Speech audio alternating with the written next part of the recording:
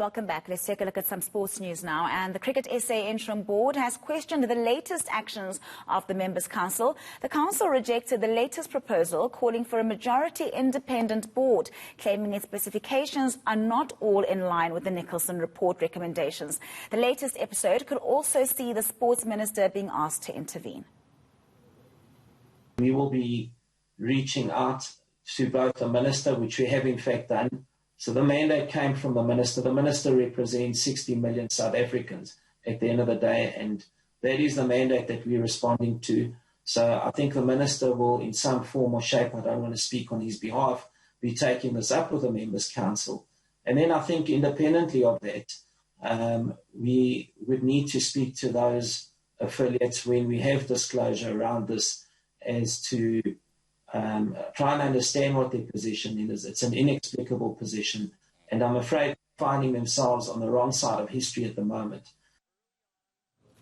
Well, staying with that story, Cricket South Africa's Interim Board and its Members' Council clearly look far from seeing eye to eye. They remain divided on the makeup of the new permanent board.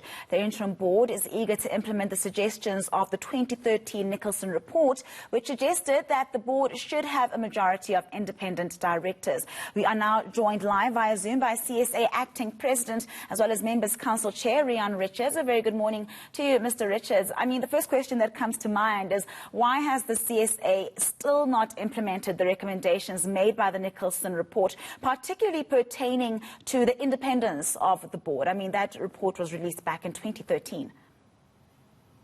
Good morning, Nandi, and thank you very much. I want to correct the thing that we had not implemented the Nicholson recommendations. I've previously said that the current governance structure that emanated from the Nicholson report was through an agreement between Cricket South Africa, the Ministry and SASCO, in which it was clearly at that stage indicated that the control of sport should always remain within sport. And that was an agreement that came out. So the recommendations were taken on board, but the agreement, that subsequent agreement, gave rise to the structure that we have now. All right, so it is no secret that the CSA has had some governance issues for quite some time. In fact, it has looked like it is in a bit of a crisis. Wouldn't a more independent board go a long way in aiding some of these issues?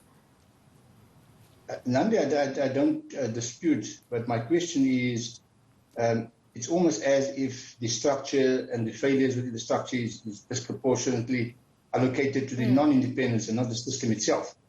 And you're trying to justify that by saying as a result of non-independence that system did not work. Yeah. All right. So in your opinion then, Mr. Richards, what is your solution in terms of what the board should be comprised of? And to me, it is how you go about changing your structure. Yeah. You should get people to buy in from day one, getting them and trying to say this is what you want, and not being willing to find and understand what the people actually expect and get them to go along with the system is important. When you just believe that your position is the only one that is acceptable, you are going to get resistance.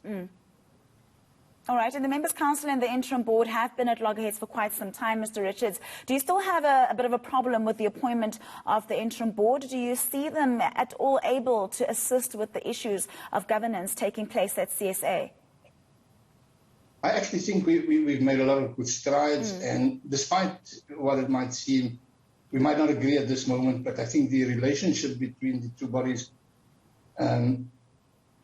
actually has improved, and I think it's actually was in a very healthy place, and even the way this thing has now transpired, it's never been a disharmony as previously, Nandi. Yeah. All right, so my concern is that they are, though, it might not be as bad as it looks to the public, but it does look like the Members' Council and the Interim Board are not really agreeing on very important governance matters. Does it not concern you what it looks like to the public when the two people who are put in power don't seem to agree?